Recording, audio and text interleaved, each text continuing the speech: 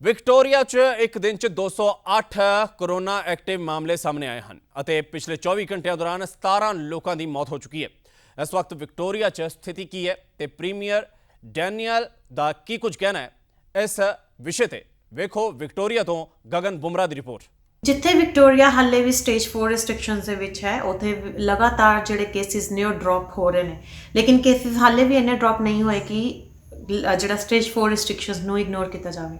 Even ਦੋ ਕਿ ਅਸੀਂ ਸਟੇਜ 4 ਰਿਸਟ੍ਰਿਕਸ਼ਨ ਦੇ ਹਾਫਵੇ ਥਰੂ ਹਾਂ, ਲੇਕਿਨ ਪਿਛਲੇ 24 ਘੰਟਿਆਂ ਦੇ ਦੌਰਾਨ 208 ਕੇਸਿਸ ਨਵੇਂ ਆਏ ਨੇ ਔਰ 17 ਡੈਥਸ ਰਿਕਾਰਡ ਕੀਤੀਆਂ ਗਈਆਂ। ਇਹ ਦੱਸ ਦਈਏ ਕਿ 200 ਤੋਂ ਅਬਵ ਨੰਬਰ ਪਿਛਲੇ 3 ਦਿਨਾਂ ਤੇ 200 ਤੋਂ ਥੱਲੇ ਨੰਬਰ ਤੋਂ ਬਾਅਦ ਆਇਆ। ਜਿੱਥੇ ਪਿਛਲੇ 3 ਦਿਨਾਂ ਦੇ ਵਿੱਚ ਲਗਾਤਾਰ 200 ਤੋਂ ਥੱਲੇ ਨੰਬਰ ਆ ਰਿਹਾ ਸੀ, ਉੱਥੇ ਅੱਜ 208 ਕੇਸਿਸ ਨਵੇਂ ਰਿਕਾਰਡ ਕੀਤੇ ਗਏ ਨੇ। ਲੇਕਿਨ ਫਿਰ ਵੀ ਐਜ਼ ਕੰਪੇਅਰ ਟੂ ਜਿਹੜੇ ਪਿਛਲੇ 700 ਤੋਂ ਅਬਵ ਨੰਬਰ ਆ ਰਿਹਾ ਸੀ, ਉਹਦੇ ਕੰਪੈਰੇਟਿਵਲੀ ਬਹੁਤ ਘੱਟ ਨੇ। ਇੱਥੋਂ ਤੱਕ ਕਿ ਜਿੱਥੇ ਲੋਕਾਂ ਦੇ ਵਿੱਚ ਥੋੜ੍ਹੀ ਜਿਹੀ ਖੁਸ਼ੀ ਦੀ ਲਹਿਰ ਵੇਖਣ ਨੂੰ ਮਿਲ ਰਹੀ ਹੈ ਕਿ ਨੰਬਰ ਘੱਟ ਹੈ, ਲੇਕਿਨ ਡੈਨੀਅਲ ਐਂਡਰਿਊ ਆਪਣੇ ਪ੍ਰੀਮੀਅਰ ਦਾ ਬਾਰ-ਬਾਰ ਇਹੀ ਕਹਿਣਾ ਹੈ ਕਿ ਇਹ ਨੰਬਰ ਘੱਟ ਇਸ ਲਈ ਆ ਰਹੇ ਨੇ ਕਿਉਂਕਿ ਹੁਣ ਉਨੀ ਤਾਦਾਦ ਦੇ ਵਿੱਚ ਲੋਕੀ ਅੱਗੇ ਨਹੀਂ ਆ ਰਹੇ ਨੇ ਟੈਸਟ ਕਰਵਾਉਣ ਲਈ ਜਿੰਨੇ ਕਿ ਪਹਿਲਾਂ ਆਉਂਦੇ ਸੀ। ਰੇਸ਼ੋ ਦੇ ਅਗਰ ਨਾਲ ਕੰਪੇਅਰ ਕੀਤਾ ਜਾਵੇ ਤਾਂ ਰੇਸ਼ੋ ਹਾਲੇ ਵੀ ਜ਼ਿਆਦਾ ਹੈ।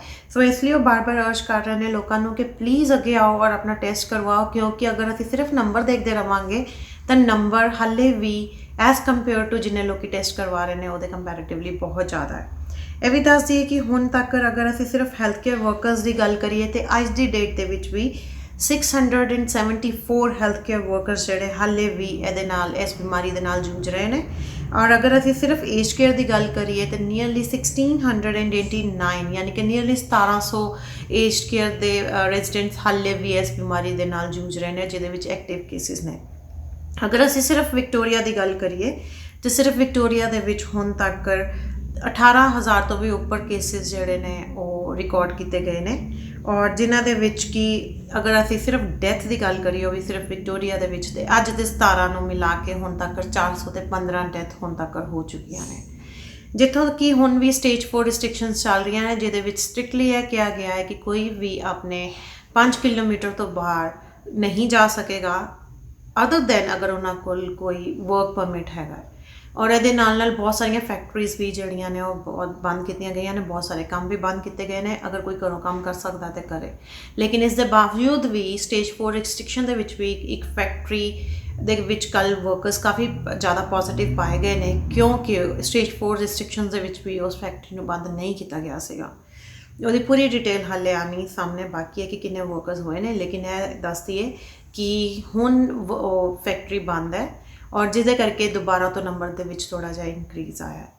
ਜਿੱਥੇ ਕਿ ਹੁਣ ਸਟੂਡੈਂਟਸ ਜਿਹੜੇ ਨੇ ਉਹ ਘਰੋਂ ਕੰਮ ਕਰ ਰਹੇ ਨੇ, ਘਰੋਂ ਹੀ ਪੜ੍ਹਾਈ ਕਰ ਰਹੇ ਨੇ, ਲੇਕਿਨ ਹੁਣ ਇਹ ਹਾਲੇ ਵੀ ਤੈਅ ਨਹੀਂ ਹੋਇਆ ਹੈ ਕਿ ਟਰਮ 4 ਦੇ ਵਿੱਚ ਉਹ ਘਰੋਂ ਕੰਮ ਕਰਨਗੇ ਜਾਂ ਸਕੂਲ ਜਾਣਗੇ। ਆਪਣੇ ਪ੍ਰੀਮੀਅਰ ਦਾ ਬਾਰ-ਬਾਰ ਇਹੀ ਕਹਿਣਾ ਹੈ ਕਿ ਇਸ ਟਾਈਮ ਦੇ ਈਵਨ ਦੋ ਕਿ ਅਸੀਂ ਸਟੇਜ 4 ਰਿਸਟ੍ਰਿਕਸ਼ਨ ਦੇ ਹਾਫਵੇ ਥਰੂ ਹਾਂ, ਲੇਕਿਨ ਨੰਬਰ ਕਿਉਂਕਿ ਹਾਲੇ ਵੀ ਇੰਨਾ ਕੰਟਰੋਲਡ ਨਹੀਂ ਹੈ। ਔਰ ਉਹਨਾਂ ਨੇ ਕਿਹਾ ਹੈ ਕਿ ਜਦੋਂ ਤੱਕ ਉਹ ਗੁੱਡ ਨੰਬਰ ਨਹੀਂ ਦੇਖ ਲੈਂਦੇ, ਕਿਸੇ ਵੀ ਹਾਲਤ ਦੇ ਵਿੱਚ ਸਟੇਜ 4 ਰਿਸਟ੍ਰਿਕਸ਼ਨਸ ਨੂੰ ਬੰਦ ਕਰਨ ਦਾ ਜਾਂ ਖ਼ਤਮ ਕਰਨ ਦਾ ਉਹਨਾਂ ਦਾ ਫਿਲਹਾਲ ਕੋਈ ਇਰਾਦਾ ਨਹੀਂ ਹੈ।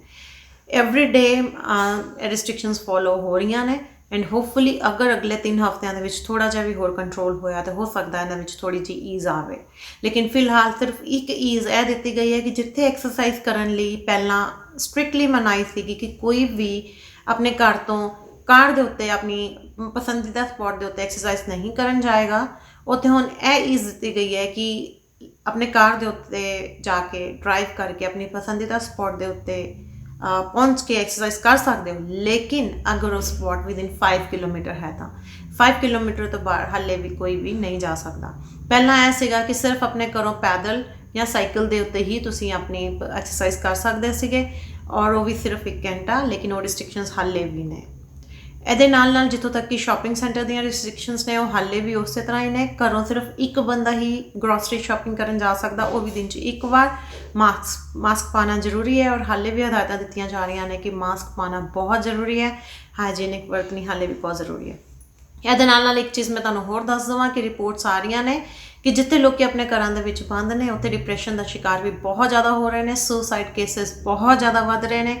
ਇਹ ਹੁਣ ਤੱਕ ਦੇ ਅਗਰ ਰਿਕਾਰਡਿੰਗ ਦੇਖੀ ਜਾਵੇ ਜਾਂ ਅੱਜ ਦੀ ਡੇਟ ਦੇ ਅਗਰ ਨੰਬਰਸ ਦੇਖੇ ਜਾਣ ਤਾਂ ਹੁਣ ਤੱਕ ਦੇ ਸਭ ਤੋਂ ਵੱਧ ਨੰਬਰਸ ਦੀ ਰਿਕਾਰਡਿੰਗ ਜਿਹੜੀ ਹੈ ਰਿਕਾਰਡ ਕੀਤੇ ਗਏ ਨੇ ਸੁਸਾਈਡ ਕੇਸਿਸ ਦੇ, ਜਿਹੜੇ ਲੋਕੀ ਡਿਪਰੈਸ਼ਨ ਦੇ ਵਿੱਚ ਜਾ ਰਹੇ ਨੇ।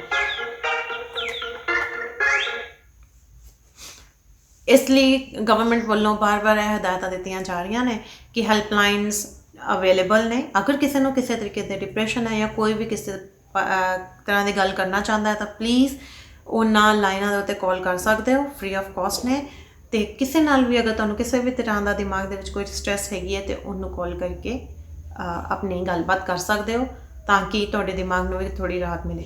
ਬਹੁਤ ਸਾਰੇ ਇੱਥੇ ਵੋਲੰਟੀਅਰਸ ਵੀ ਨੇ ਜਿਹੜੇ ਕਿ ਅਵੇਲੇਬਲ ਹੈਗੇ ਨੇ ਇੰਟਰਨੈਸ਼ਨਲ ਸਟੂਡੈਂਟਸ ਹੀ ਲਈ ਨਹੀਂ ਬਲਕਿ ਬਾਕੀਆਂ ਲਈ ਵੀ। ਅਗਰ ਕਿਸੇ ਨੂੰ ਕਿਸੇ ਤਰ੍ਹਾਂ ਦੀ ਵੀ ਪਰੇਸ਼ਾਨੀ ਹੈ, ਬਹੁਤ ਸਾਰੀਆਂ ਆਰਗੇਨਾਈਜੇਸ਼ਨ ਸਾਹਮਣੇ ਆਈਆਂ ਨੇ।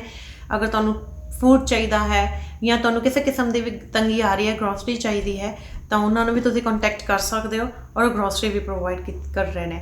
ਤੁਹਾਨੂੰ ਕਿਤੇ ਵੀ ਜਾਣ ਦੀ ਜ਼ਰੂਰਤ ਨਹੀਂ ਹੈ, ਉਹਨਾਂ ਨੇ ਸਪੈਸ਼ਲ ਪਰਮਿਟ ਲਏ ਹੋਏ ਨੇ, ਉਹ ਤੁਹਾਡੇ ਘਰ ਤੁਹਾਨੂੰ ਗਰੋਸਰੀ ਪਹੁੰਚਾਉਣਗੇ। ਲੇਕਿਨ ਅਗਰ ਤੁਹਾਨੂੰ ਵਾਕਈ ਜ਼ਰੂਰਤ ਹੈਗੀ ਹੈ ਤਾਂ ਪਲੀਜ਼ ਕੰਟੈਕਟ ਕਰੋ ਕਿਸੇ ਵੀ ਤਰੀਕੇ ਦੇ ਵੀ। ਇਹਦੇ ਨਾਲ ਹੀ ਮੈਂ ਗਗਨ ਬਮਰਾ, PTC ਨਿਊਜ਼, ਮਲਬੰਦ।